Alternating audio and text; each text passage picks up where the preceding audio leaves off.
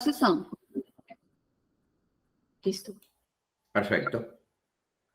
Bueno, gracias. Entonces, pues, como decía, para mí pues es un honor estar acá en este tercer congreso. Soy miembro de Gridale desde hace aproximadamente 2 años. Tuve la oportunidad de participar en el congreso anterior y los temas que trabajo principalmente pues son de cooperación internacional al desarrollo, y por lo cual pues esta presentación quise enfocarla hacia los objetivos de desarrollo sostenible, que es lo que nos invitaban para el día de hoy. Perdona un momento, es que se ve Mira, tal vez, LibreOffice. tal vez acá, mira, en esta. ¿Puedo proyectar en el Creo. Sí. Ah, ok. Perdón. Bueno, y esta presentación denominada, pero creo que aquí no la estamos, aquí no se está proyectando. Perdón. Nosotros la vemos, Paula, perfectamente. Ahí está. Ah, no, es que no pasaba la diapositiva, entonces sería la anterior. Ah, ok. Espera.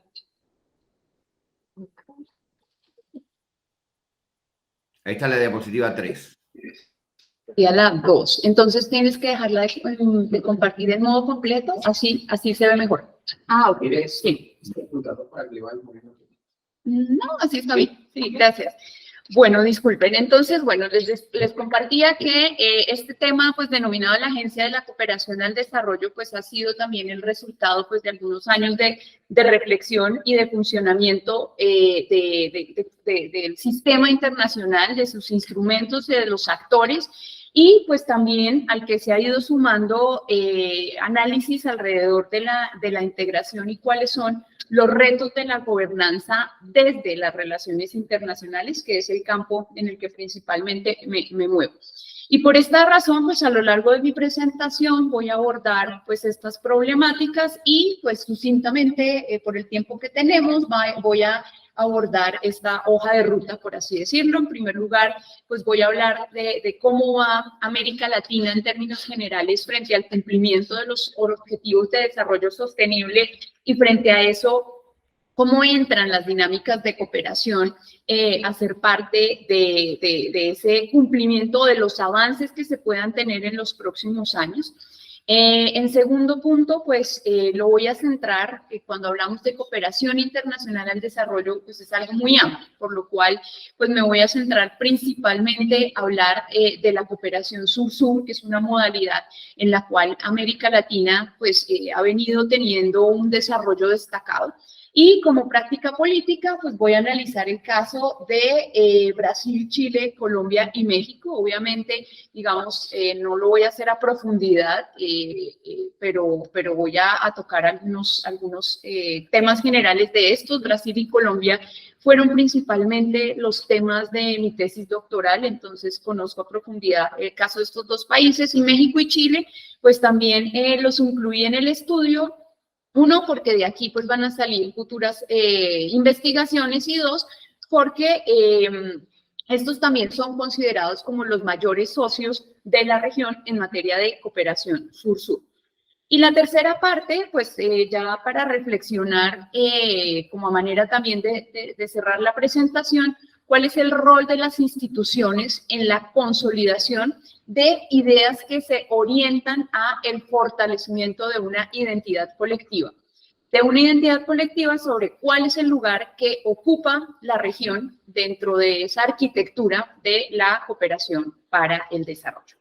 Entonces, en la siguiente diapositiva, pues para dar un contexto, el informe de la CEPAL al año 2023, pues nos muestra que en el caso de América Latina los avances en frente a los objetivos de desarrollo sostenible pues nos señala o nos muestra un rezago importante. Rezagos principalmente en aquellos objetivos que son apremiantes para la región, ¿no? Entonces, el objetivo 1, fin de la pobreza; el objetivo 11, que habla sobre ciudades y sobre comunidades sostenibles; el objetivo 13, que es acción para el clima; y 16, que es el objetivo que habla de paz, justicia e instituciones sólidas. En estos 4 objetivos principalmente, entonces, pues hay un mayor rezago de los países de la región frente a otras regiones. Y en este sentido, pues hay instituciones regionales, por ejemplo, como en el caso de la CEPAL, como en el caso de instancias de diálogo, como es la Secretaría General Iberoamericana, pues se hace un llamado a los estados para fortalecer instrumentos de integración, así como mecanismos de cooperación para que podamos coordinar iniciativas encaminadas a su cumplimiento. En términos generales, esta gráfica lo que nos muestra es o recoge los datos del Índice de Objetivos de Desarrollo Sostenible que fue propuesto en el año 2019 por el Centro de Objetivos de Desarrollo Sostenible para América Latina, que tiene sede en la Universidad de los Andes en Colombia, en el que participan otras instituciones, tanto públicas como privadas. Y lo que nos muestra esta gráfica es una comparación en dos periodos de tiempo, en el 2019 y en el 2021, cómo estamos frente a esos avances. Y este es un índice que agrupa distintos indicadores que permiten medir cuál es el avance en el cumplimiento de los ODS bajo un mismo criterio y compara los diferentes países. Bajo el uso pues, de unas métricas comparables, los países se clasifican de 0 a 100. Es decir, siendo 0 el resultado más bajo, siendo 100 el mejor resultado.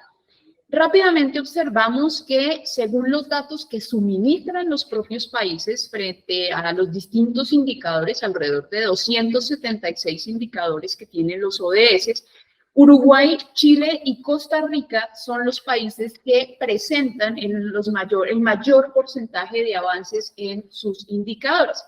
Los que presentan un mayor rezago son Haití y Venezuela. Cuando miramos a manera puntual frente a objetivos como el de la pobreza, pues es preocupante el caso de Argentina, es preocupante el caso de Colombia, que son países cuyos índices de pobreza pues han aumentado de manera importante respecto a otros países de la región. Por lo tanto, pues una primera conclusión aquí es que hay que acelerar en la implementación de iniciativas que se dirijan al cumplimiento de los ODS, ya no en su totalidad, no hay que ser tan ambiciosos, pero sí al menos avanzar en aquellos indicadores donde hay datos, donde hay cifras y que de alguna manera sean prioritarios para la región. Así, por ejemplo, entonces, el diálogo entre pares o socios para el desarrollo se vuelve fundamental como una vía complementaria a todos esos esfuerzos de cooperación que se hacen interregional y de manera intrarregional, en el cual, y aquí entro al tema de la cooperación sur-sur, pues se identifiquen buenas prácticas, en el cual, pues a través los países también puedan compartir políticas, experiencias y pues continuar en ese diálogo. Y en ese sentido, pues propiciar cuáles van a ser pues esos avances, cuáles van a ser esos encuentros y poder pues digamos apuntarle a nivel regional al cumplimiento de esos objetivos de desarrollo sostenible. Para eso, pues parte de lo que yo planteo es que los estados, y lo hablamos ayer en la conferencia inaugural, pues requieren instituciones con capacidad de agencia. Y ahí entonces pues el título de mi ponencia. Cuando hablamos de capacidad de agencia, entonces aquí entro a mi campo de formación, que es las relaciones internacionales. Desde un enfoque social constructivista, y utilizo principalmente una autora que se llama Catherine Sickin, es fundamental aterrizar qué vamos a entender por esa capacidad de agencia cuando hablamos de cooperación. Y en este sentido, pues la vamos a entender, como la ven en esta diapositiva, como la capacidad de los agentes, en este caso son los estados, para llevar a cabo un proceso de adopción, de implementación y consolidación de una idea que esté asociada con los intereses de los estados. Y en este caso, pues es la cooperación sur-sur la que de alguna manera pues, permite a los estados buscar esa adopción de políticas afines de acuerdo a sus intereses. ¿Qué es lo que quieren mostrar a los otros? ¿Qué es lo que quieren compartir con otros estados? Y de esta forma, pues a partir de la práctica de la cooperación sur-sur en América Latina, este es un artículo que estoy trabajando en este momento, pues el propósito es evidenciar cómo los procesos de integración y de convergencia en la región pues requieren cada vez más de escenarios de cooperación, como puede ser, digamos, esa instrumentalización de la cooperación sur-sur para llevar a cabo un proceso de consolidación institucional. Desde el constructivismo social, entonces, las instituciones se van a entender como unas estructuras organizacionales dentro de las cuales, pues, tiene que haber un conjunto de reglas, tienen que haber unas condiciones a través de las cuales se orientan las acciones tanto colectivas como sociales de esos agentes, acá utilizando, pues, distintas definiciones de autores constructivistas. Y bajo este precepto, entonces, lo que vamos a empezar a observar es cómo se da una relación constitutiva entre esas estructuras o instituciones y los agentes, y cómo de alguna manera se moldean mutuamente esa capacidad de agencia que pueden tener esos agentes. En este sentido, pues hay que precisar que las estructuras, desde el punto de vista de las relaciones internacionales, pueden limitar, pero también pueden transformar el comportamiento, las ideas y los intereses de los agentes. Y pues por el otro lado, pues también se pueden transformar o se pueden moldear la estructura por medio de la formación de ideas y también por medio de comportamientos nuevos. La cooperación sur-sur de alguna manera le ha dado a los países de la región esa capacidad de agencia, de generar comportamientos nuevos por medio de ideas que lo llamamos narrativas, de cómo se construye una cooperación entre socios al desarrollo, ya no visto desde un punto de vista de ayuda en términos de lo que es la cooperación pensada de una manera vertical, sino más a partir de una manera horizontal. En ese sentido, pues estudiarlo de esta manera y de esta forma, pues nos ayuda también a entender pues esos vaivenes políticos en los que se mueve nuestra región, de cómo esos cambios ideológicos tienden también a moldear o a transformar esas estructuras, y pues bajo esta modalidad la región ha construido marcos de gobernanza regional. Esa es, digamos, un poco la hipótesis que se maneja en términos generales, una gobernanza regional donde la cooperación sur-sur pues ha permitido construir paulatinamente unas normas que facilitan ese intercambio de ideas, de experiencias, de políticas públicas, de estrategias de desarrollo y de conocimiento. En cuanto al rol que pueden tener las ideas en América Latina, pues ha sido un factor clave dentro de esa consolidación, como lo dije inicialmente, de una identidad colectiva sur-sur, alrededor de la cual, pues a lo largo de las últimas décadas, se ha ido moldeando una narrativa sobre el deber ser de la cooperación entre socios. Acá no estoy hablando de integración, sino estoy hablando de cooperación, que se instrumentaliza o se ha venido instrumentalizando pues por medio de la política exterior. De alguna manera, todos estos 4 países de estudio pues hacen de la cooperación sur-sur un instrumento de su política exterior, pero también de alguna manera se ha ligado a una convergencia política por medio de distintas instancias o organizaciones o espacios de integración. De esta forma, entonces, pues la pregunta que formulo es en alguna medida cómo la formación de estructuras organizacionales para el manejo de la cooperación internacional al desarrollo en los países de América Latina le dan forma a la gobernanza regional de la cooperación sur-sur en América Latina. Para responder entonces a esa pregunta, pues parto de la priori que las estructuras organizacionales que son creadas a nivel interno para el manejo de la cooperación sur-sur a estos países les ha permitido avanzar en la formación de normas, de principios que facilitan la práctica política de iniciativas de cooperación sur-sur. En ese caso, pues estudio los casos de Brasil, de Colombia, Chile y México como principales socios donantes entre 2017 y 2022.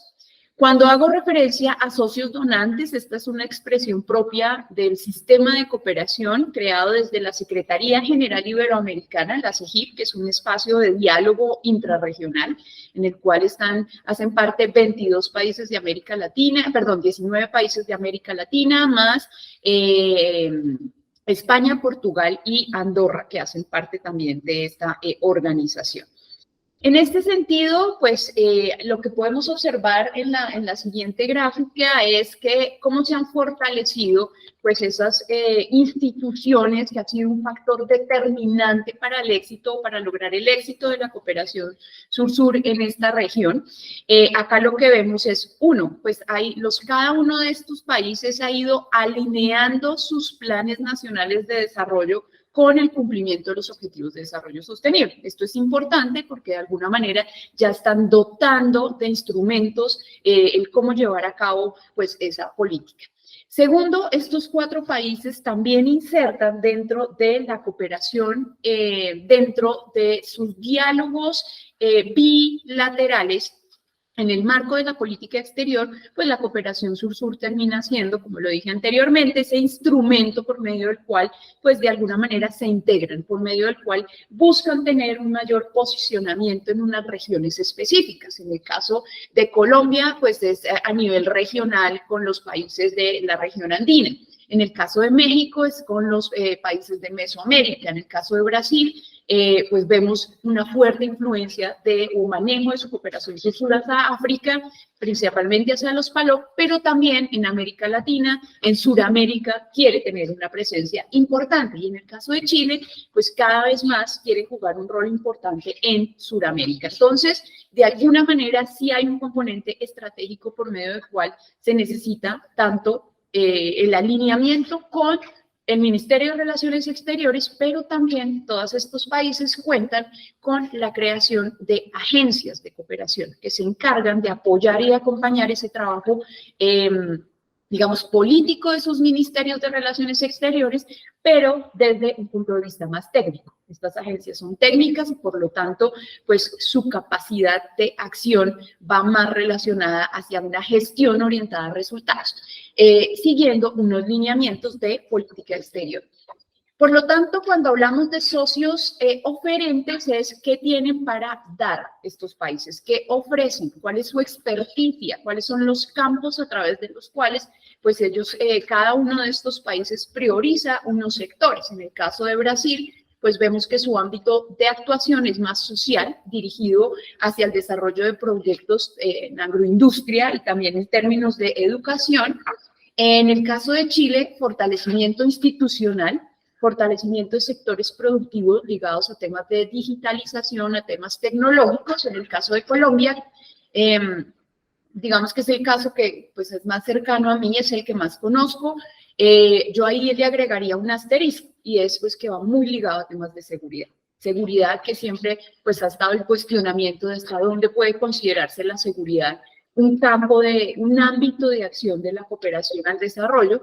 Obviamente, como lo pinta Colombia, pues sí, porque dice, de alguna manera necesitamos solventar lo que el conflicto armado ha dejado en las poblaciones y por lo tanto es una manera a través de la cual pues podemos fortalecer las capacidades locales. Entonces, pues Colombia apunta a temas sociales, fortalecimiento institucional y en el caso de México, sus principales ámbitos son sociales, dentro de esto todo el tema de educación. México en materia de educación en cooperación sur-sur es bastante dinámico, al igual que Brasil, en temas de infraestructura y en temas económicos.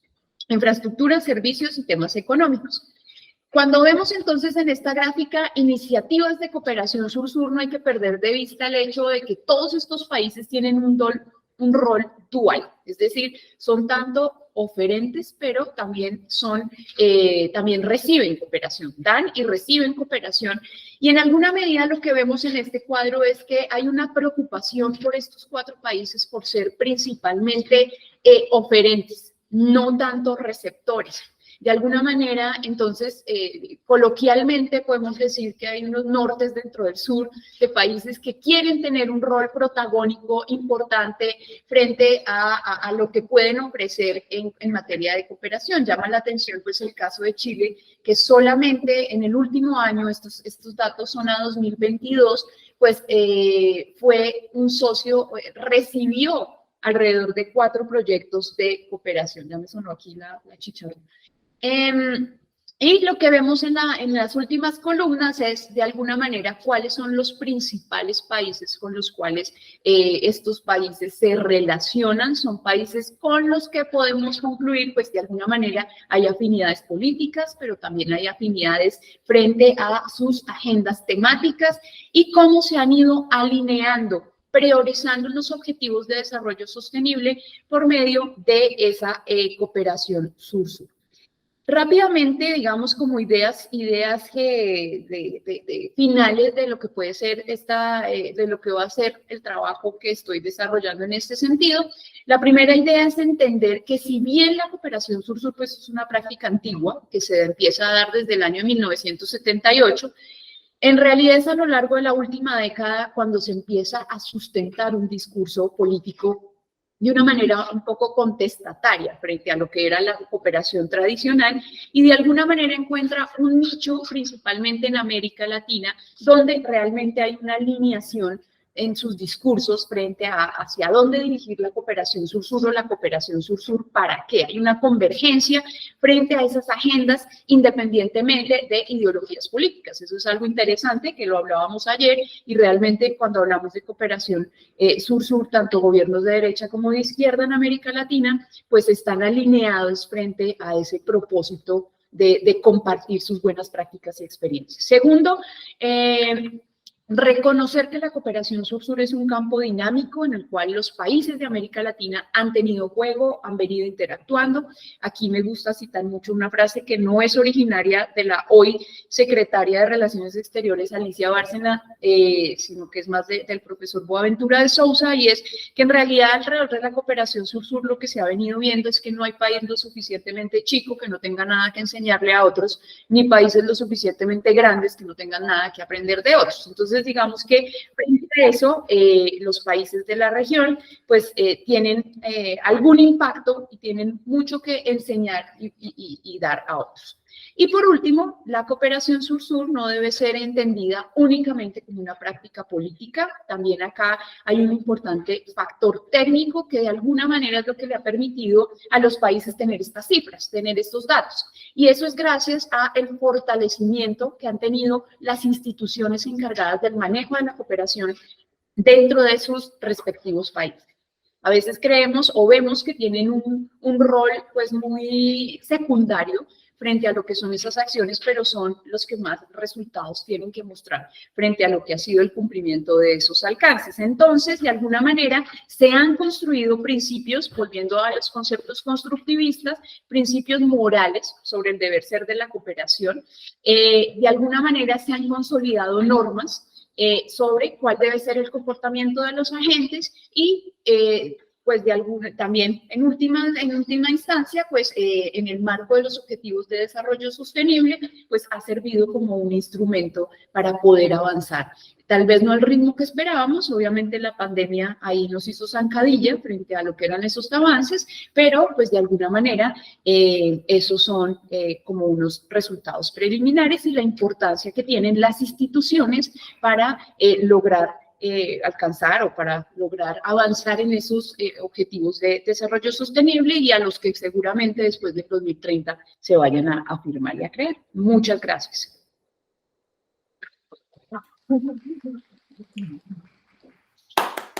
Gracias, profesora Paula, muy amable.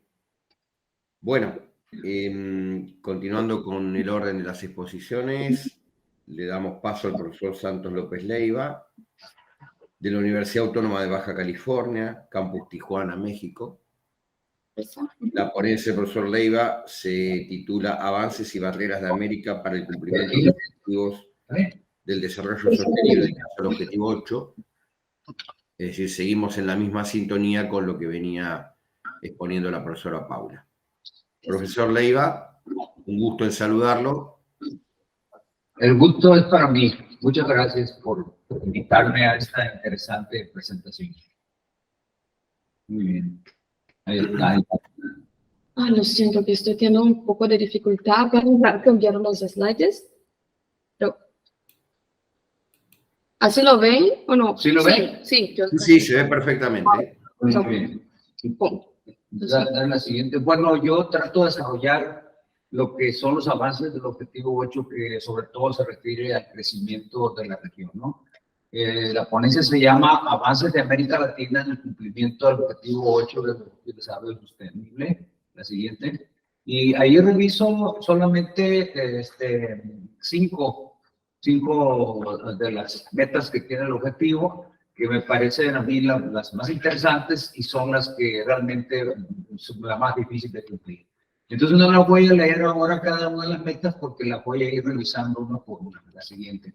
La meta 8.1, que se refiere al crecimiento de la economía, al crecimiento económico, y se anuncia de la manera siguiente: mantener el crecimiento económico per cápita de conformidad con las circunstancias nacionales y, en particular, un crecimiento del Producto Interno Bruto de al menos 7% anual en los países menos adelantados.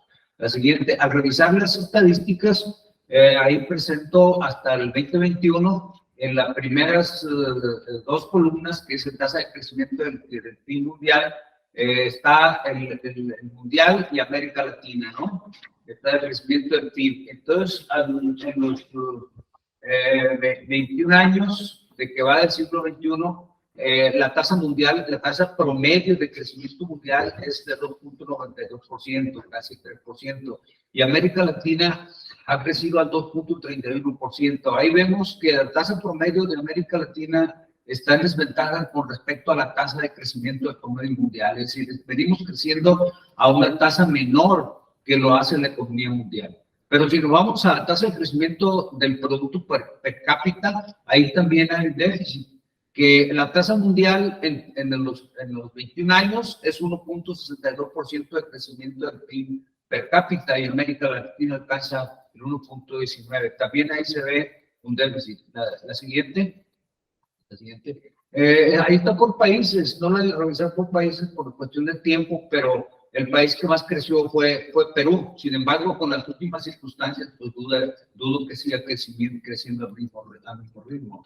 Hay países que crecieron muy poco, como el caso de Argentina, que apenas lo hizo al 1.8, es decir, por debajo del promedio de la región, y el PIB per cápita a 0.79, es decir, un crecimiento muy lento para un país grande como Argentina. En cambio, Perú lo hizo a tasa del 4.4 y 3.26 el PIB per cápita. La siguiente.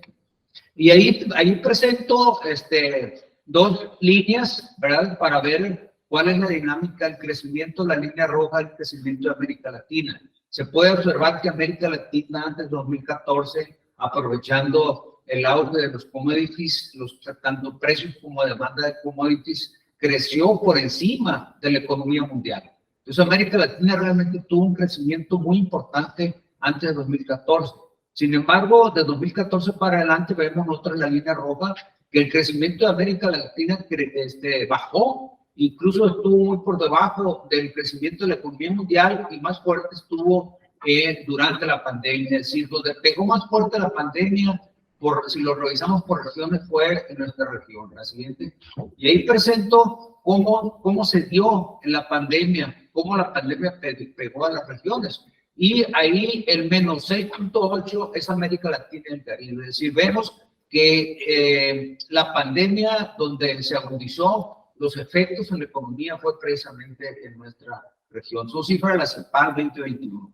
La siguiente. Ese es con respecto a la meta 8.1, es decir, la meta de crecimiento, que como lo vemos, pues esta meta no se va a cumplir. Pues. Aún cuando la propia CEPAL y el organismo que mencionaba Paula dice que va en el sentido correcto, pero no se va a cumplir, ¿no? La meta 8.2 es el empleo productivo y trabajo decente.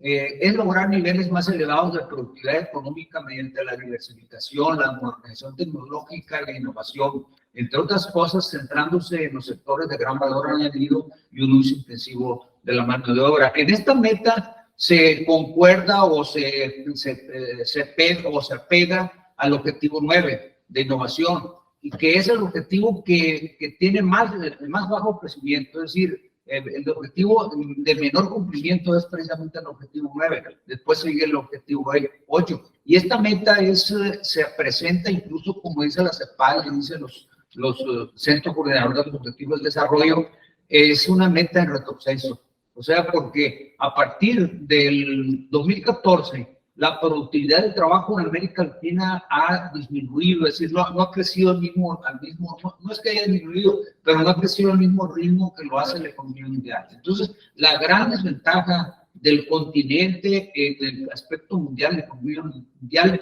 es la productividad del trabajo. Es decir, el trabajo no agrega el mismo valor que agrega en otras economías. La siguiente. Y ahí lo vemos. Por ejemplo, América Latina solo pudo tener una productividad del 0.48. Ahí se ve la media durante todo el periodo del 2000 al 2021. Y ahí hay una serie de países, de años, que tuvo comportamiento negativo. ¿Qué quiere decir? Que la productividad del trabajo en América Latina fue negativa en esos años. Y el comportamiento de los países, por ejemplo, México, que es una de las economías más grandes, la segunda economía, tuvo un comportamiento negativo en la productividad del trabajo. Y hay países como Perú y Chile, donde la productividad del trabajo fue más alta, pero en los demás países fue muy baja. Por ejemplo, Argentina apenas alcanzó el 0.27. En Colombia estuvo 1.39. Entonces, un gran problema de la región es la productividad del trabajo. ¿Qué tanto rinde el trabajo? La siguiente. Entonces, este es el comportamiento de la tasa real de producto por persona, es decir, lo que produce cada persona. Fíjese cómo es muy diferente, pero ya muy variante, pero ya de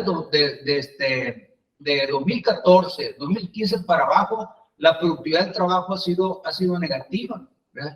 El 2021 es positivo, bueno, porque ahí es positiva por el efecto de la disminución del empleo, es decir, hubo menos trabajadores y se incrementó la productividad, pero no precisamente porque la productividad general del trabajo haya crecido. La siguiente. Y esto es una meta de retroceso en la región. La otra es actividades productivas y creación de puestos de trabajo. ¿Qué dice? Promover políticas orientadas al desarrollo que apoyen las actividades productivas, la creación de puestos de trabajo decentes, el emprendimiento, la creatividad y la innovación, y formalizar y fomentar la formalización y el crecimiento de las microempresas y las pequeñas y medianas empresas, incluso mediante el acceso a servicios financieros. La siguiente.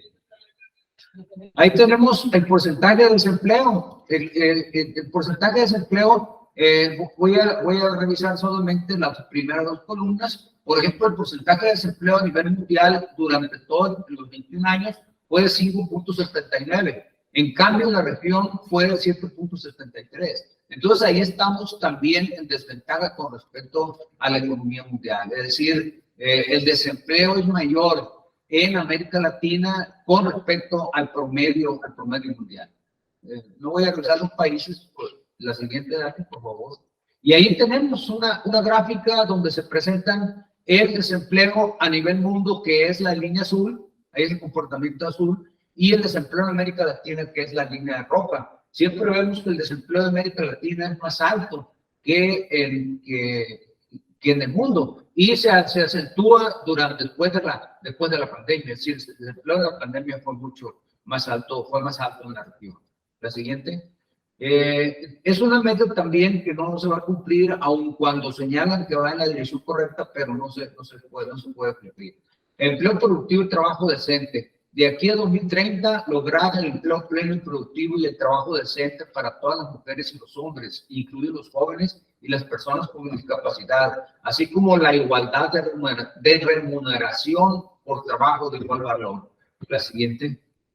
Ahí tenemos las tasas de desempleo por rangos de edad. Así se dividieron en tres rangos: los mayores de 15 años, que son en general, y los mayores de 25 años y entre 15 y 24 años. Si nosotros vemos solamente los mayores de 15 años, que es prácticamente toda la población, vemos que el mayor desempleo está entre las mujeres. ¿Sí? Fíjense que la tasa de 9.46, el desempleo es alto entre las mujeres. Si lo vamos a mayores de 25 años, sigue siendo el mayor desempleo entre las mujeres, y sigue siendo América 5.56 en total, y el caso de las mujeres 6.81. Y entre los 15 y 24 años, ese es donde está el mayor problema. Fíjense, ser mujer y estar entre 15 y 24 años tiene una probabilidad del 19.7 por estar desempleada, ¿verdad? Entonces es un alto desempleo.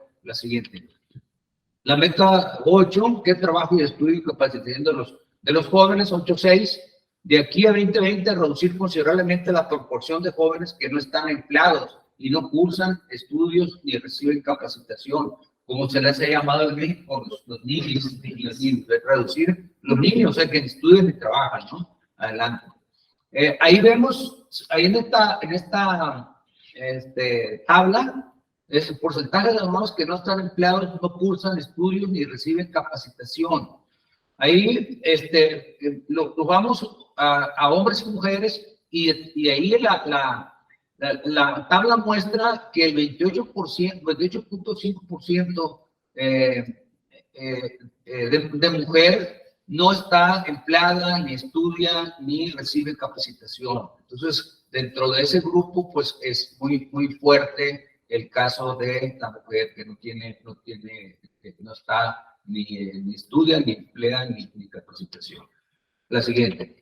También esta meta, pues, no se va a cumplir, ¿no? No se va a cumplir. Entonces, las metas que yo he revisado no se van a cumplir. Algunas, como la de crecimiento, van en el camino adecuado, pero no se cumplirán. Y otras están en el proceso, como la capacitación, la innovación, la productividad del trabajo, eso va en retroceso, ¿verdad? En la región. Ahora, analizo algunas barreras para lograr nuestro objetivo. Las primeras son de carácter histórico, es decir, algunos autores completamente jaguaribe, varios autores historiadores norteamericanos señalan que América Latina no se ha incorporado a las revoluciones industriales.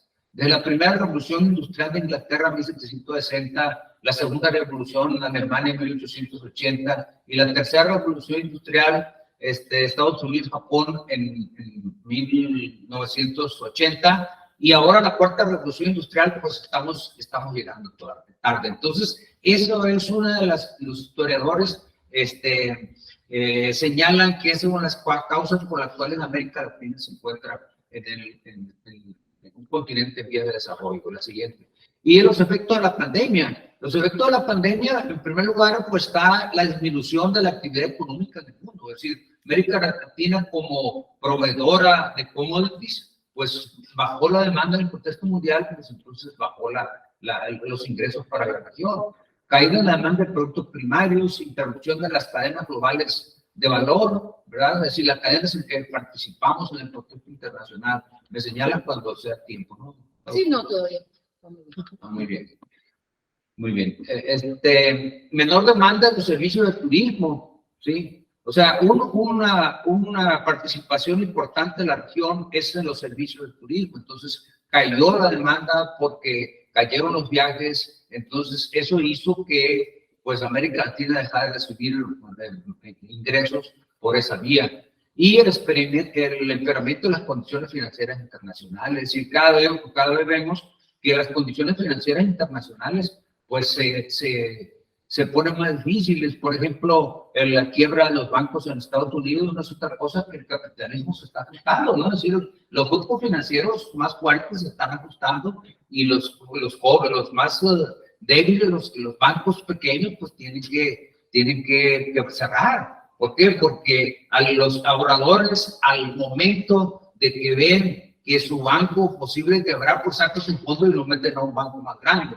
Entonces los bancos pequeños pues quedan sin capital y tienen que quebrar, aun cuando hay el auxilio, cuando hay el apoyo, por ejemplo, en el caso de estos bancos que quebraron en Estados Unidos, que solamente se podía apoyar a los ahorradores que tuvieran $250,000, ojalá, ¿no? $250,000. Entonces, por ley en Estados Unidos solamente se puede apoyar a este tipo de ahorradores. Sin embargo, Biden, a la quiebra del banco de Silicon Valley, quebró esa ley y dio permiso para apoyar a los ahorradores que tuvieran un ahorro más de $250,000. ¿Por qué? Porque se considera que en ese banco pues eran donde ahorraban los innovadores. Entonces las empresas innovadoras ocurría en ese banco, y claro que tenían ahorros o cuentas de más de $250,000. Entonces se apoyó incluso a los que tuvieron cuentas más grandes que esa cantidad.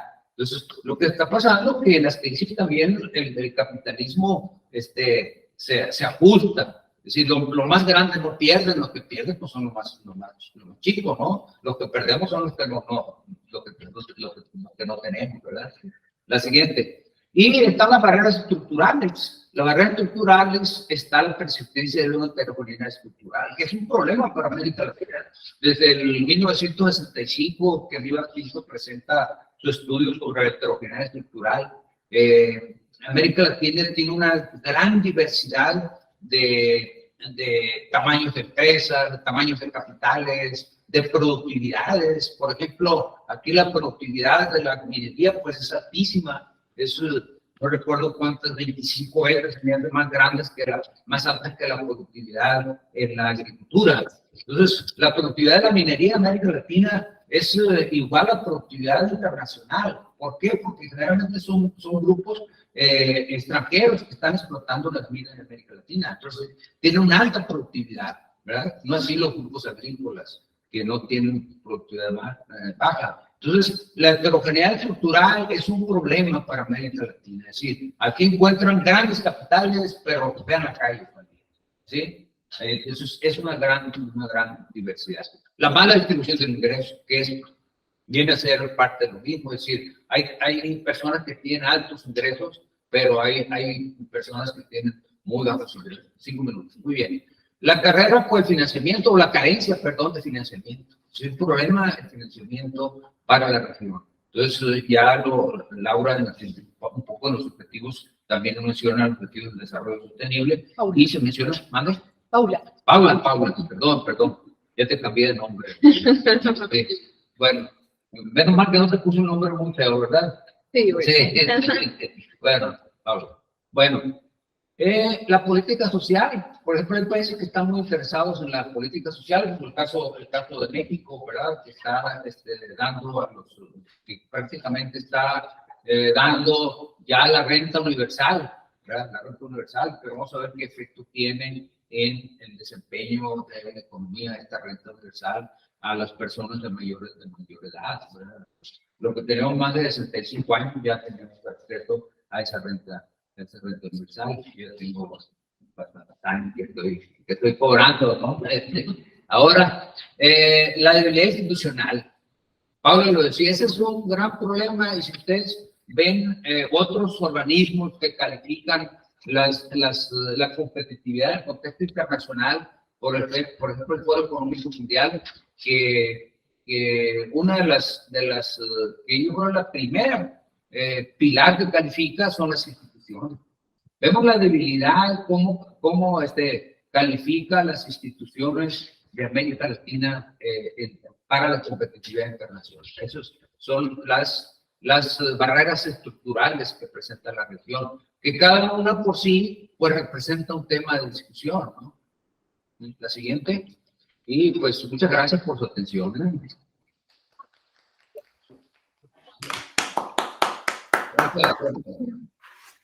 Muchas gracias, profesor Leiva. Agradecemos mucho su exposición y su participación. Vamos a dar paso al profesor Jonathan Badillo Reguera, de la Universidad de La Salle, en México. Su ponencia se titula Repensar la integración productiva en el relanzamiento del Mercosur 2023, mecanismo histórico en la reducción de asimetrías estructurales. Profesor Jonathan, sí, buenos días, ¿cómo está usted? Ya. Bueno, muchas gracias. Es un honor poder estar aquí con ustedes. A todas, a todos les doy la bienvenida. Y mi ponencia tiene que ver con una idea de continuidad. También tuve la oportunidad de participar en el Congreso del año 2021, el segundo Congreso Internacional. Y en ese momento mi trabajo versó sobre repensar el relanzamiento de la integración latinoamericana desde una perspectiva crítica, ¿no? Desde una perspectiva que realmente retrate nuestras realidades. Y en ese momento hablé yo sobre el regionalismo y la importancia del desarrollo económico y la autonomía. Y muy acorde a lo que han presentado mis compañeros y compañeras previamente, se habla sobre el desarrollo, ¿no? Y el desarrollo, en pocas palabras, yo lo definiría como la capacidad de autoimpulsarte en el mejoramiento de la calidad de vida de la sociedad. No solo pensar en el crecimiento del Producto Interno Bruto, de las variables cuantitativas, porque uno puede crecer mucho, pero la distribución del ingreso es muy marcada, las estructuras productivas son muy heterogéneas, la heterogeneidad estructural, y sobre todo es la calidad de vida de las personas, ¿no? Me llama mucho la atención que en México han estado argumentando que el empleo ha crecido, ¿no? Que tienen 2,000 empleos el año anterior. El tema es analizar el empleo. Alguien puede tener 3 empleos con un salario de $100. Yo prefiero tener un solo empleo, pero ganar $400, $500, por poner un ejemplo, ¿no? Y en este sentido, creo que el instrumento que nos permite coadyuvar al desarrollo y en algunos puntos específicos de la ODS 2030 es la integración productiva. ¿Cómo podemos tener esta integración productiva? Es el instrumento para hacer que las personas puedan absorber los beneficios del cambio técnico. El cambio técnico se puede dar vía incremento de salarios, incremento de empleos. No caigamos en el reduccionismo de decir todos debemos ser ingenieros, ingenieras. No. Dar la oportunidad de que ciertos empleos se ofrezcan y poco a poco se dé una masa crítica. Y eso es la capacidad de autoimpulsarse. En este sentido, yo presento y en el marco del regionalismo latinoamericano, repensar qué está pasando en la integración productiva dentro del Mercosur. Esto no es una idea aislada. En la integración productiva en el Mercosur ha sido la herramienta para reducir las asimetrías en los sectores industriales, principalmente y por el peso económico, político y de gobernabilidad entre Argentina y Brasil. Entonces voy a hablar sobre esta idea. Pero ahora, considerando la llegada de Lula a su tercer turno, ¿no? Pensar qué se va a hacer de integración productiva. Y la integración productiva dentro de la cuenca del Río de la Plata ha sido una tarea pendiente desde finales de la década de los 60, principios de los 60. Entonces, aquí lo que yo... ¡Ay, se movió todo! Dios mío, bueno.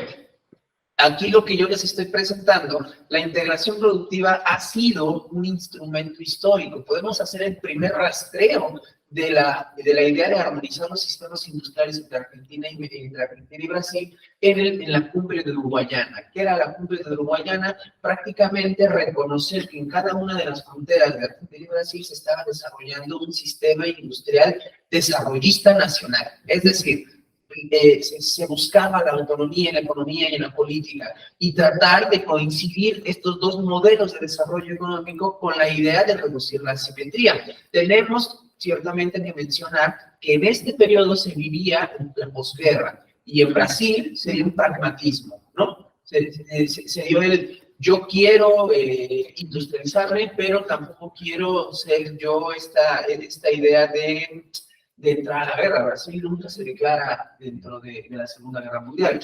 ¿Con qué? Hegemónicamente y geopolíticamente por las relaciones con los Estados Unidos. En este caso, los argentinos fueron más, los argentinos fueron los pragmatismos y el Brasil fue el neutralismo. Uno dijeron no entro y demás, pero dentro de esta idea buscaban que su modelo de desarrollo se concatenara, ¿no? Se tenían mayores niveles de autonomía en cuestiones políticas y las alianzas lograron mayores niveles de negociación entre los presidentes de ese entonces, que eran, aquí lo tengo, en un segundo, tenían la idea de generar esta armonización, ¿ok? Y aquí hay que mencionarlo, también el Tratado de Uruguayana intentó ser, si no contrapeso, al menos un pronunciamiento de la operación panamericana, es decir, la idea de que Estados Unidos quería construir una zona de libre comercio desde Canadá hasta Argentina. Y aceptar esto habría sido la pérdida de la autonomía y pérdida de políticas económicas, ¿ok? ¿Okay? El segundo instrumento que se rastrea dentro de Mercosur y la articulación argentino-brasileña es el Programa de Interacción y Cooperación Económica, mejor conocido como el PICE, 1986. Nuevamente, aquí se identifica que en ambos países se está viviendo una oleada de autonomía o el regreso de las democracias, tanto en Argentina como en Brasil, sumado a la idea de que cómo vamos a construir un bloque, nos guste o no nos guste, es con base en comercio, y después del comercio se va a evolucionar a cuestiones sociales, a cuestiones políticas, a cuestiones totales. Y en este sentido, la segunda iniciativa del PICE también tiene esta idea de que se va a desarrollar un proyecto progresivo, selectivo, en los sectores industriales que permitan hacer esta masa crítica, ¿no? Otra vez, buscar la reducción de las asimetrías. Y vemos que existe voluntad política y aceptaciones comunes internacionalmente. ¿Cuál es? La crisis de la deuda. La crisis de la deuda en 1980 evidenció la fragilidad del financiamiento que se había hecho del desarrollo a décadas previas, y aquí es cuando se habla, o toma mucha importancia, las ideas de Carlos Puig o Elio Guaribe, ¿no? De la integración autonómica, en donde si sufrimos elementos negativos generales del contexto internacional, es muy diferente ir a negociar entre 1 o 2 que llegar 5 o 6 ante los bancos, ¿no? O las cuestiones que nos afectan. También vivíamos esta nueva idea de la expansión comercial y la nueva modernización tecnológica. Se nos acercaba a la década de los 90, el nuevo mundo, el nuevo vivir, entender que se venía una realidad diferente. Entonces, esta articulación entre Argentina y Brasil se dio cuenta de ello, ¿no? Y además, hay que mencionarlo, la nueva década o lo que se venía visualizando a finales de la década de los 80 era un mundo unipolar. Es decir, el fin de la Guerra Fría, conflicto Rusia, bueno, URSS, Estados Unidos, socialismo, capitalismo. Entonces, Argentina y Brasil estaban proyectándose en qué se va a hacer a partir de la década de los 90. Esto sería el contexto. Pero lo interesante, para saber qué es integración productiva, yo me di a la tarea de identificar cuáles fueron los sectores económicos que se consideraron estratégicos en cada uno de estos de estas iniciativas, tanto en la década de los 60 como en la década de los 80. Y podemos identificar que hay una continuidad. En el primer renglón está la uruguayana, en el segundo los protocolos sectoriales del PICE y la continuidad que se da. Y no es de sorprenderse que en las primeras dos columnas haya recursos naturales, porque es lo que más abastece en nuestra región. Sin embargo, también podemos identificar que el sector automotriz desde la década de los 60 ya era importante, pero hay que mencionarlo. Hoy día en el Mercosur y en ese entonces el sector industrial de automotriz no pertenece a sector público o no tiene injerencia. Tiene que ver con cadenas globales de valor, que hoy se llaman cadenas globales de valor y en su momento era simple tratos bilaterales con las empresas. Ahora bien, este es el contexto histórico. Repensar la integración productiva en el Mercosur con la idea de la llegada de los gobiernos progresistas o la marea rosa entre 2003 y 2016 fue benéfico en el entendido de que se plantearon nuevas formas de relanzar la integración para el Mercosur, Argentina y Brasil. Tenemos el ejemplo del Mercosur inclusivo, el Mercosur productivo, el regionalismo poshegemónico, postneoliberal, ¿ok? Y yo me siento teóricamente en este apartado en la integración productiva, donde nuevamente la integración productiva se busca como herramienta para reducir las asimetrías y lograr ese anhelo de desarrollo económico y para mejorar la calidad de vida de la sociedad. La integración productiva por el lado de la oferta, es decir, que haya un abastecimiento de productos hechos en el Mercosur para consumidores del Mercosur. Por el lado de la demanda, para construir cosas del Mercosur se necesitarán insumos, ¿okay? Y la idea, tanto en Uruguayana como en el PICE, y sobre todo a partir del nuevo Mercosur 2003-2015, es la idea de crear cadenas productivas regionales. Cadenas productivas regionales que traten de hacerle contrapeso a las cadenas globales de valor. Es decir, las primeras son dirigidas por el Estado y las segundas por los agentes internacionales, ¿no? Entonces, el objetivo es reducción de asimetrías productivas, es decir, tratar de empatar los sistemas industriales. Y en ese sentido, el nuevo programa o la nueva idea de relanzar la integración productiva se da en el año 2008 con el programa de integración productiva. No lo voy a aburrir, no lo voy a hablar. pero ahí están los objetivos del lado izquierdo y sobre todo las estrategias, porque muchas veces las cosas se quedan en el discurso. La estrategia es cómo llevar a cabo esta política pública, estrategias horizontales y verticales. Para rápido, la estrategia horizontal es cuando se dan cuenta de que existen sectores productivos en ambas partes en ambas fronteras, pero no tienen la capacidad de liderarse. Entonces es el Estado el que las coordina y se apoyan mutuamente. Una estrategia vertical de arriba hacia abajo es cuando se encuentra una empresa líder. Pondré el ejemplo de Embraer en Brasil. Embraer en su momento fue la empresa líder del sector aeronáutico y a partir de la estructura y el apoyo, los sectores aeronáuticos, tanto de Argentina, Brasil, Argentina, Uruguay y Paraguay, trataban de insertarse y participar en la cadena de producción de Embraer. Aquí, lo que yo tomo como caso de estudio es un trabajo que hace la doctora Mercedes Moto, y ella se da la tarea de saber cuáles fueron los sectores estratégicos que se consideraron en el 2008 para coadyuvar a esta nueva integración productiva. Y nuevamente, podemos darnos cuenta que existen sectores de materias primas, ¿no? Como puede ser gas, petróleo, y a la vez madera y muebles, que podríamos decirlo que son de menor nivel tecnológico, y los de mayor desarrollo tecnológico es el aeronáutico y el naval, ¿no?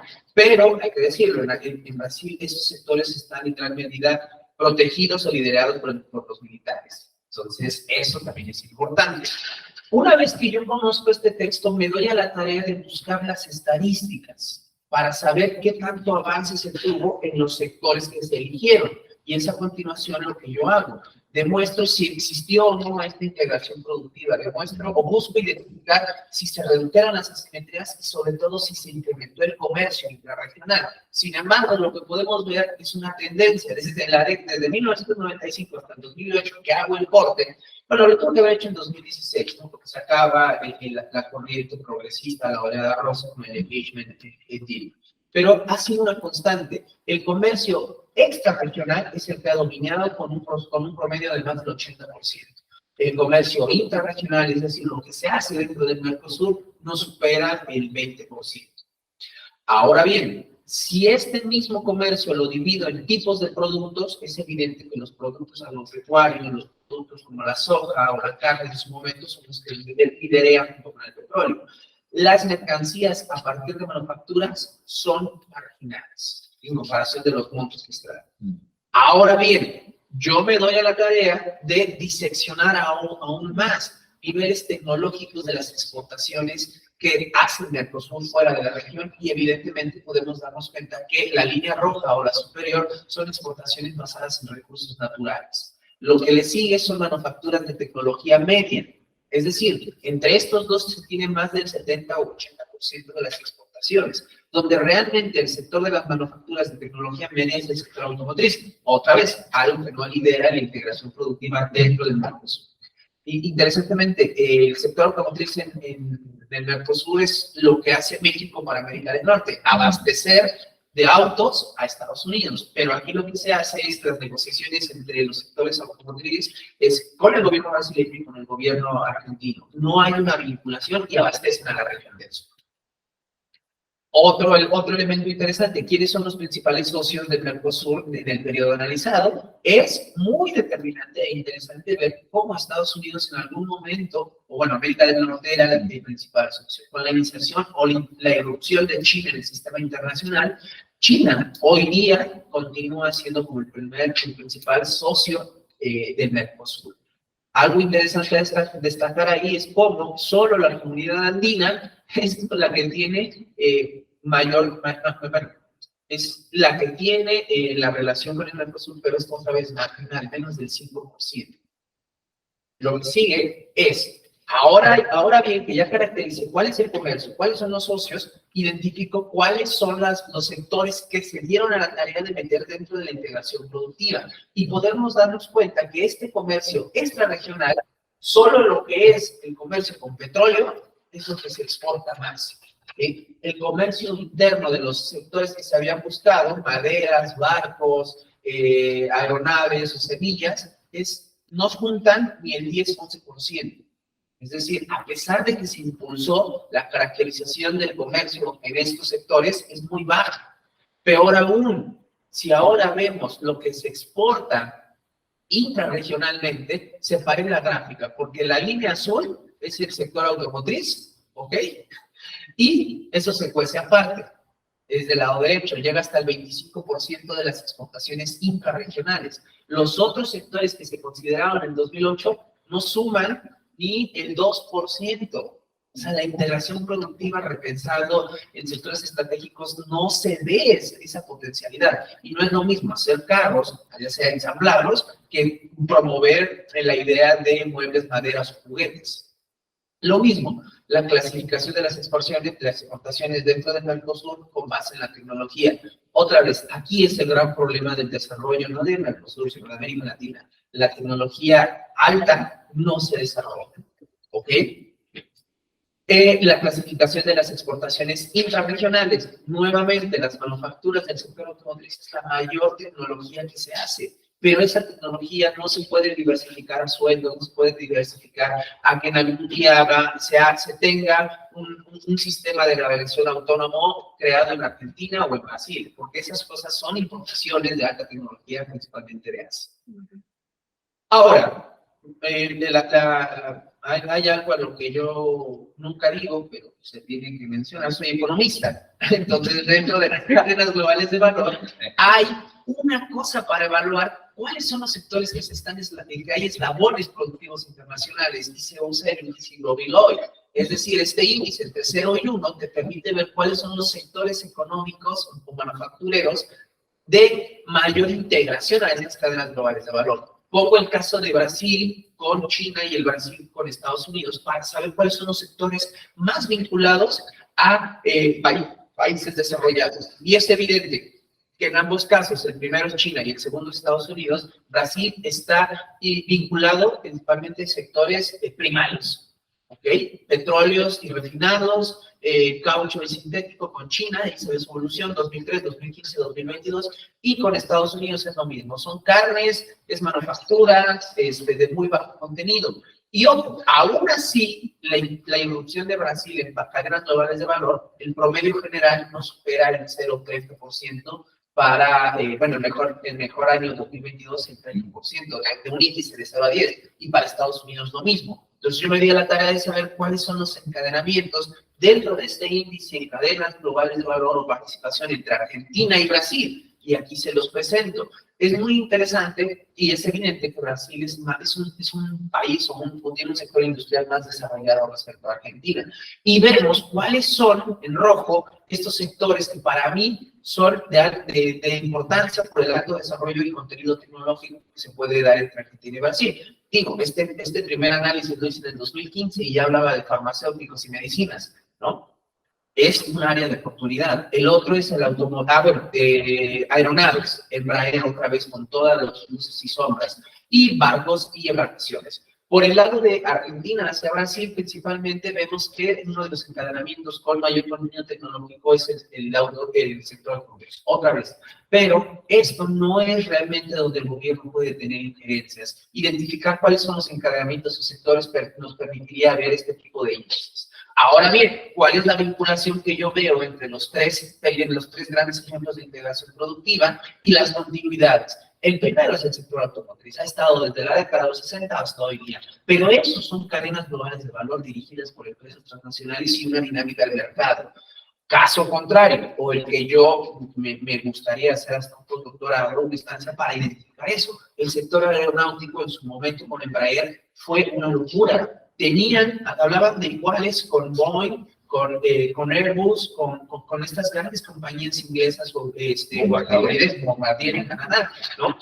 Ahora, lo que está demostrando este cuadro es que dentro del Mercosur existe un conflicto entre creación de cadenas regionales productivas y cadenas globales de valor. Y es eso lo que se debería estar pensando para la próxima periodo de integración productiva de estos gobiernos que pueden coadyuvar que la integración sea más hacia el desarrollo de las personas.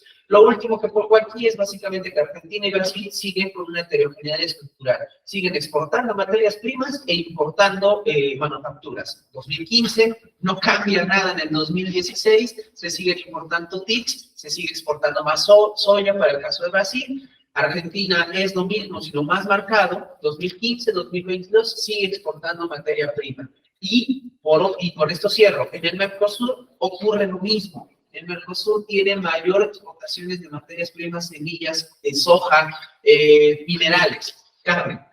Y importan otra vez maquinaria que sirve para llevar a cabo sus procesos de industrialización. Es decir, necesitaríamos identificar a partir del 2023, con esta nueva idea de los gobiernos, qué se va a hacer de integración productiva, donde esto que presentó es el piso, ya no se inicia eso. Entonces, eso invito a la reflexión. Gracias.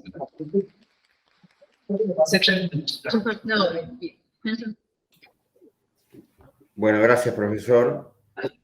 Damos paso a la exposición de la profesora María Gabriela Ramos Barrera, del Instituto Politécnico Gran Colombiano de Colombia. En la misma sintonía, Gabriela va a exponer sobre Latinoamérica en las cadenas globales de valor, el rol de los acuerdos comerciales regionales como fomento para la transferencia tecnológica. Gabriela, un gusto saludarte. Te escuchamos. Bueno, mucho gusto. Para los que no conozco, mi nombre es María Gabriela Ramos. Yo trabajo acá en el Politécnico Gran Colombiano. No los pude acompañar en esta oportunidad presencial, pero bueno, espero que por acá igual podamos estar comunicando. Yo les voy a hablar sobre en un tema bastante relacionado con la presentación anterior y creo que me voy a atrever a decir que se pueden complementar algunas cositas que se venían conversando. Les voy a hablar sobre Latinoamérica en las cadenas globales de valor, pero con un énfasis particular en cómo la profundidad de los acuerdos comerciales regionales han fomentado la transferencia tecnológica. Si quieres pones la siguiente, por favor. Y si me ayudas, como tiene animación, las pasas completas, todavía otro poco más. Y hasta ahí, ok.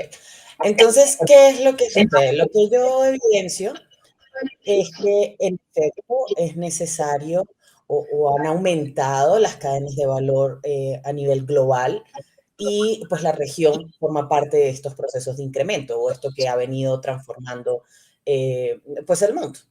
Las fábricas han cambiado, ahora producen a través de las fronteras internacionales y esto ha brindado que regiones como las nuestras, en donde hay, tenemos ingresos más bajos comparados con el resto del mundo, pues tenemos ahora oportunidades para insertarnos dentro de un comercio internacional mediante cadenas de valor. Es decir, no tenemos que partir de una producción en cero para poder insertarnos en el comercio, sino que podemos hacer parte pues, de estas cadenas y eso, por supuesto, nos facilita la visibilidad de nuestra producción hacia afuera.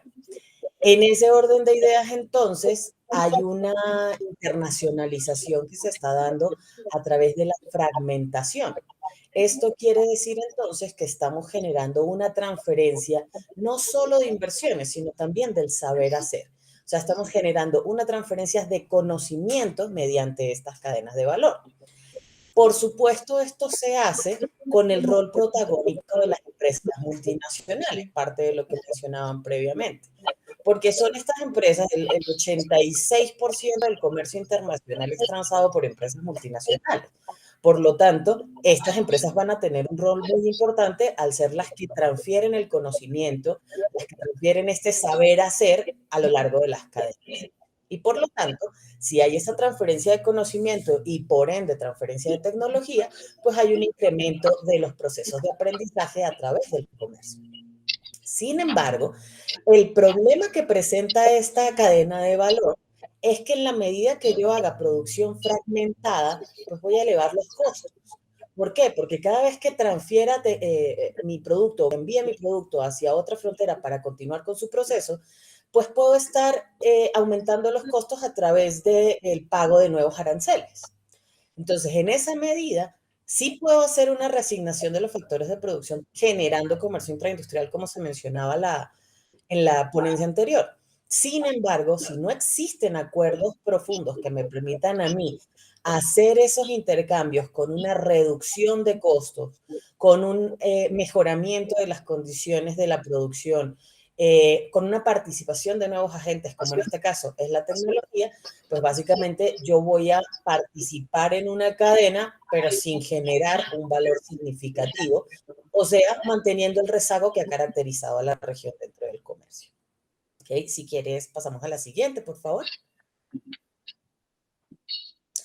En este sentido, entonces yo lo que pregunto es si existe o parto del hecho de que la fragmentación de la producción y la profundidad de la integración son los elementos claves para poder participar de forma significativa en cadenas globales de valor, pues entonces, ¿cómo podemos fomentar la transferencia de tecnología por medio de esas cadenas de valor, pero a través de acuerdos comerciales regionales profundos en Latinoamérica? Puedes poner la siguiente. Y si quieres darle a la animación, 3 y una más. Perfecto. Entonces, en esa lógica, pues yo planteo como objetivo principal o como objetivo general de mi investigación, analizar la transferencia tecnológica que hay en Latinoamérica por medio de las cadenas de valor y la profundidad de los acuerdos comerciales de la región. Para ello, entonces, parto o me enfoco en 3 objetivos específicos de manera puntual. El primero es demostrar que hay creación de valor, haciendo el análisis del aumento de los índices de participación hacia adelante y hacia atrás en las cadenas de valor. El segundo es analizar la relación que existe entre estas cadenas de valor existentes en Latinoamérica y la transferencia tecnológica que hay en la región, basándome en la capacitación que tienen las empresas multinacionales en tecnología. Y el tercero es vincular la existencia de las políticas que son legalmente exigibles en los acuerdos comerciales regionales de Latinoamérica y el comportamiento de esas cadenas de valor y la transferencia tecnológica en la región. Esto lo hago partiendo del siguiente elemento, ¿no? Si quieres le das otra vez, ahí también tiene unas animaciones, perdóname, y una más. Ajá. Entonces, esto lo hago partiendo de un soporte teórico, digamos, combinado. ¿Por qué? Porque no, al hablar de que estamos en un enfoque de transferencia tecnológica, pues podríamos decir que hay varios elementos que se unen dentro de este contexto. Uno de ellos es como tal que la cadena de valor viene a ser un resultado de un proceso global, un proceso de globalización. Y eso implica que por naturaleza tienen que haber procesos de cooperación y procesos de integración. Ya entraremos más tarde en cuál de los dos tiene mayor permeabilidad en la región en este enfoque. La región sí ha aumentado los procesos de integración, sí ha aumentado los niveles de cooperación, pero no necesariamente lo ha hecho de una forma unificada o con una política industrial que permita transferir de forma eficiente esa tecnología. ¿Por qué? Porque ahora nos fuimos a un extremo en el cual hay una proliferación tal de acuerdos comerciales regionales que empezamos a ver que existen una gran cantidad de políticas, pero esas políticas no necesariamente son exigibles. Tomemos en cuenta que un acuerdo puede o no incluir la política, ¿sí? O incluirla, pero que no sea exigible, e incluirla legalmente exigible. Este último quiere decir entonces que no haya ningún vacío, que sea eficiente, que no exista ninguna duda respecto a cómo implementar la política en el acuerdo comercial. Y eso, además, lo vamos a tomar en cuenta en función de la profundidad del acuerdo. ¿A qué me refiero con esto? Así ese acuerdo es o incluye solamente las políticas que tiene el WTO Plus o si incluye adicionales, como las que están en el WTO Extra. ¿Cómo menciono estas? Porque, por ejemplo, en las básicas que están en la Organización Mundial del Comercio, yo encuentro políticas de producción intelectual. Pero, sin embargo, políticas de protección de datos, de transferencia tecnológica, de producción intelectual para transferencia de tecnología, las encuentro es en los acuerdos extra. Y estos no todos los tenemos en Latinoamérica. Por lo tanto, la transferencia tecnológica se convierte en un escenario en el cual hay una destrucción, si se quiere, del proceso de producción, porque lo fragmento. Sin embargo, esta destrucción podría considerarse una destrucción creativa de acuerdo con la tradición de Schumpeter. Entonces, partiendo de esas teorías, yo hago algunos cálculos. Si quieres, pasamos a la siguiente, por favor.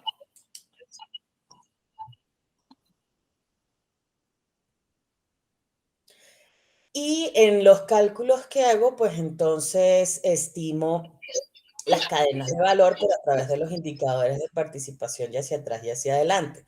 Esto me permite hacer una continuidad de la cadena. Cuando yo hablo de la participación hacia atrás, entonces estoy hablando de cómo nosotros en Latinoamérica tomamos el valor que viene del extranjero, lo incorporamos dentro de nuestros procesos de producción y luego lo exportamos, haciendo así una cadena en donde el valor viene desde atrás.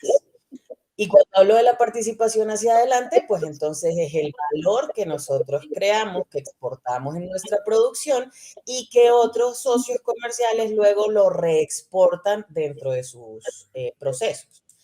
Eso entonces lo tomo desde el 95 hasta el 2018, perdón, y tomo en cuenta los valores del TIVA, de la OCDE, las estadísticas de la OCDE, y pues por condiciones de disponibilidad de datos, estudio los casos de Argentina, Brasil, Chile, Colombia, Costa Rica, México y Perú. Y para hacer una comparación puntual con la transferencia tecnológica, entonces hago uso de las encuestas empresariales que tiene el Banco Mundial. Estas encuestas muestran el uso de tecnología que hay en las empresas multinacionales. Para el caso de Argentina, Chile, Colombia y Perú, utilizo la última disponible, que es de 2017. Desafortunadamente para Brasil, Costa Rica y México solamente está disponible la última del 2010. Sin embargo, pues para robustecer un poco la investigación, lo que hice fue una diferencia de medias entre este resultado y la última disponible, que era de 2005, y al ver que no había una diferencia de media significativa, se considera que el comportamiento es estándar a la fecha. Si quieres, pones la siguiente. Entonces, partiendo de allí, lo primero que encuentro es que en efecto hay creación de valor en la región. O sea, sí estamos participando dentro de las cadenas globales. Lo que sucede es que nuestra participación tiene dos comportamientos. Si vemos la participación hacia atrás, o sea, ese valor que estamos incorporando de nuestras importaciones para reexportarlo, estamos actualmente en un estancamiento, si se quiere, y es lo que vemos después del 2008. Después de la caída, o sea, veníamos en un crecimiento, estábamos incorporando valor y reexportándolo, o sea, estábamos participando en la cadena de valor. Después de la crisis de 2008 quedamos básicamente estancados. Es decir, ese valor que está llegando a la región no lo estamos llevando a cadenas porque no lo estamos exportando, no lo estamos incorporando en nuestra producción de exportación, sino que se está quedando en la región, es decir, lo consumimos. Y aquel valor que nosotros estamos creando para exportar, que es la piecita azul que vemos allí, la participación hacia adelante, sí ha tenido un crecimiento, pero nuevamente ha sido un poco más, no ha tenido una diferenciación en el comportamiento. ¿Okay? Luego de la crisis del 2008 volvimos a tener algún crecimiento en esa exportación de valor, pero sí hubo una tendencia a la baja a partir del 2011 y solamente llegamos a recuperarnos después de 2016. Por supuesto, todas estas cosas caen luego de la pandemia, razón por la cual pues hice la estimación hasta este punto para no tener esa difusión en la gráfica. ¿Qué vale la pena resaltar? Que si nosotros comparamos eso con la inversión que está llegando a la región, pues uno diría, o lo que normalmente dice la teoría, es que en la medida que aumenten las inversiones van a aumentar nuestras inserciones dentro de la cadena de valor.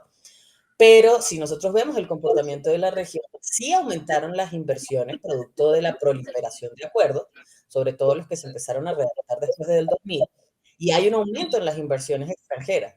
Pero eso no se tradujo en una participación de las cadenas de valor sobre todo hacia atrás, es decir, todo ese valor que nosotros debíamos haber incorporado, que venía del extranjero, ese proceso de aprendizaje en realidad no lo trasladamos, sino que lo consumimos. ¿Okay? Es decir, estamos en la cadena de valor porque nos llega. Sin embargo, lo consumimos y no lo continuamos hacia adelante. Si quieres, pones la siguiente, por favor. Bien.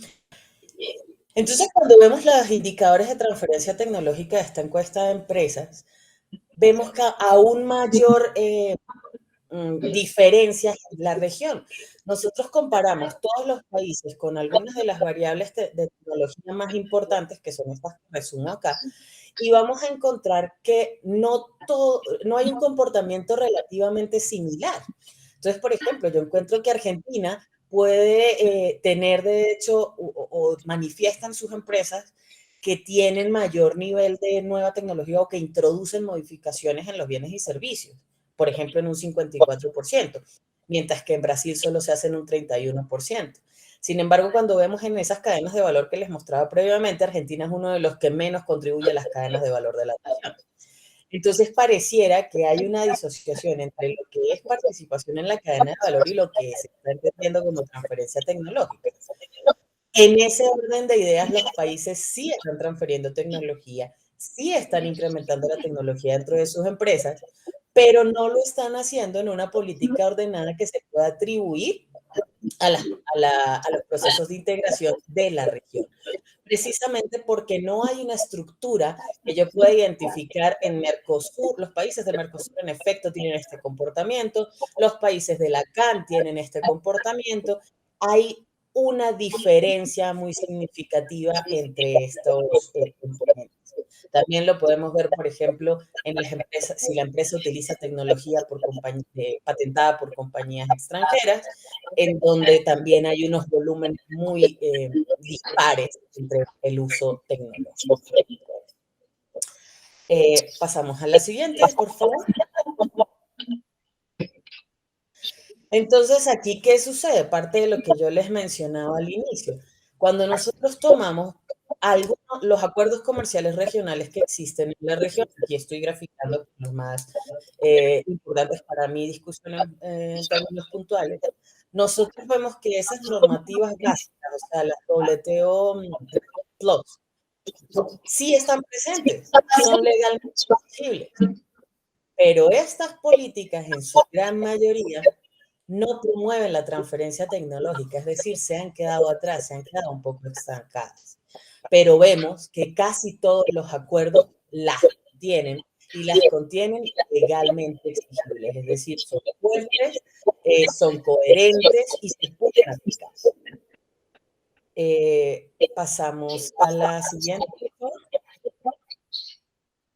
Cuando yo comparo con las que son, con las extra, es decir, aquellas políticas en donde sí hay un incremento, al menos en términos de la política, de cómo transferir tecnología, de proteger esa transferencia tecnológica, esa transferencia de conocimiento, pues entonces vemos que sucede todo lo contrario.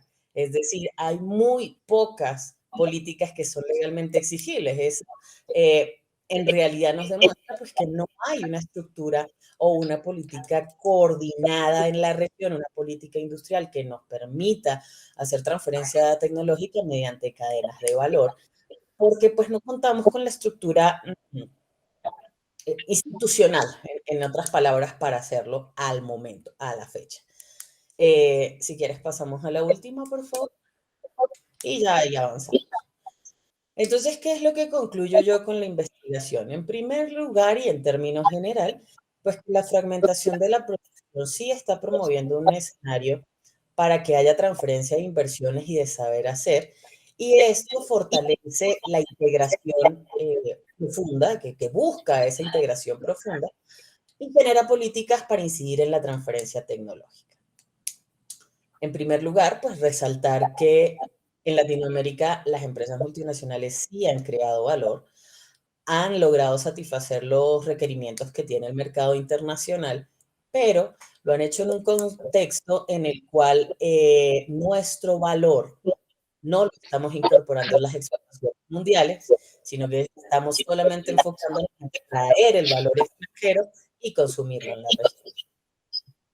En un segundo punto, pues que no tenemos un patrón homogéneo en el comportamiento regional respecto a la transferencia tecnológica de las cadenas de valor. Y esto pues, nos evidencia que no hay una política uniforme, no hay una estandarización, si se quiere, hasta cierto punto, de lo que quiere o busca la región en las transferencias tecnológicas en las cadenas de valor. Y es lo que me lleva, pues, entonces a la tercera conclusión. Como no hay una política industrial que esté consolidada dentro de la región para fomentar, la transferencia tecnológica, pues no existen beneficios conjuntos que a la fecha podamos decir que están generando impacto en la región. Y bueno, ya la última, muchas gracias. Ahí dejo mi correo.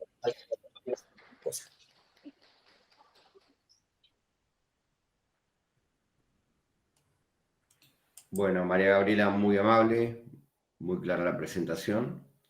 Si les parece, tomamos unos 10 minutos o 15 minutos para discusión de las ponencias. No sé si quieren esbozar una de las conclusiones. Damos inicio a un pequeño mini debate, unos 10, 15 minutos, y después hacemos un receso y retomamos con el resto de las ponencias. No sé si alguien quiere empezar o sacar alguna conclusión. Si quieren, yo el puntapié inicial y después el inicial y después ustedes se pliegan, como gusten. Aquí en el salón, de pronto alguien quiere señalar algo.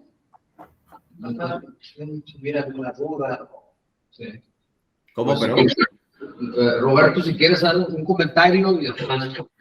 Bueno, yo lo que he ido observando a manera de conclusiones, es decir, hay rasgos distintivos que son comunes a todas las ponencias que hemos escuchado. Todos hacemos hincapié, vamos a ver en las demás exposiciones, que el fenómeno de la pandemia lo que ha provocado es un retroceso y una reformulación de los procesos de integración, desde todo el punto de vista. Desde el punto de vista social, desde el punto de vista político, desde el punto de vista económico. Esto ha sido o ha resultado una especie de impacto fuerte que desnudó la heterogeneidad de los procesos de integración, las heterogeneidades productivas, y merece una reformulación, este impacto que ha tenido la pandemia, hacia adelante. Los elementos comunes que yo destaco son el elemento de la productividad del trabajo, el elemento de las conformaciones de cadenas de valor hacia atrás y hacia adelante, como dijo Gabriela, la falta de una industrialización concreta en los países que conforman los distintos bloques.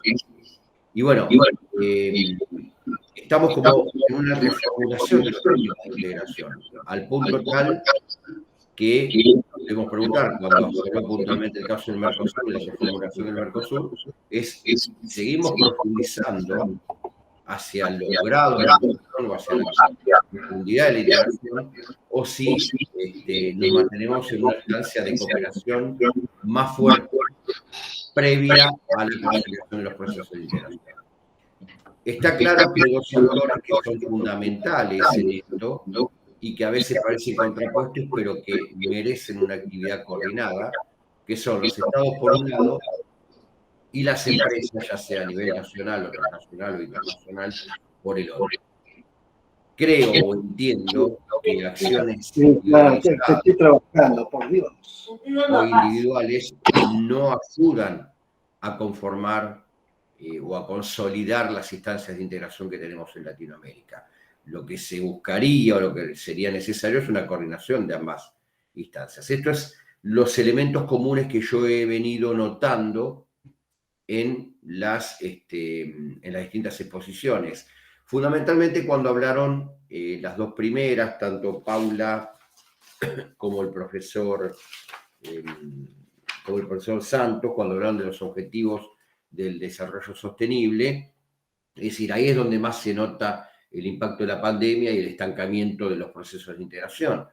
Desde el punto de vista del trabajo, como señaló bien el profesor Santos Leiva, desde el punto de vista de la coordinación de políticas y la actuación de los estados por parte de lo que venía señalando Paula. Me parece que un poco de lo que hemos visto hasta ahora está marcado por estos vectores o estos indicadores que son comunes a todos los procesos de integración en Latinoamérica. Y mantenemos la diferencia con los países industrializados o del norte de esta estructura económica heterogénea que tenemos nosotros en contraposición con las estructuras homogéneas y diversificadas que parecen tener los países industriales, que la han profundizado después con los efectos de la ya post-pandemia. El ejemplo más claro de todo esto que yo quiero manifestar, y por ahí están de acuerdo o no, fue el tratamiento de la pandemia desde el punto de vista de la adquisición de vacunas, es decir, no hubo una interacción o una coordinación de los bloques o de la región en conseguir vacunas de manera uniforme, es decir, cada uno actuó de manera egoísta y no se buscó una acción coordinada o conjunta. ¿Falló la estructura jurídico-institucional? Puede ser. ¿Falló la estructura de integración? Puede ser. ¿No hubo coordinación? Puede ser. Pero bueno, ahí es donde hay que apuntar si verdaderamente nosotros estamos intentando conformar bloques de integración, amalgamar la integración latinoamericana y buscar la convergencia, sobre todo entre la Alianza del Pacífico y el Mercosur, que son los bloques que a priori han destacado todos, fundamentalmente la CEPAL viene trabajando mucho en este tema, como impulsores de la integración a nivel latinoamericano. Eso es básicamente lo que yo he venido observando.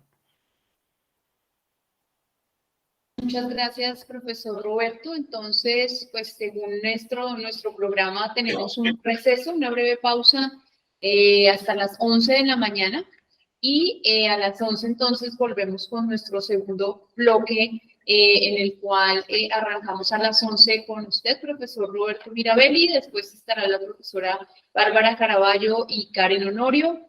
Tendremos la presentación de la profesora Beatriz Davis y Ana Julia Alves y Victoria Catarina Nascimento. Y por último, Pablo Martins y Regina Bresa. Entonces, pues muchas gracias y regresamos entonces a las 11, si está bien. Perfecto, gracias por tu apoyo. Nos vemos en 15 minutos aproximadamente. Bueno, gracias.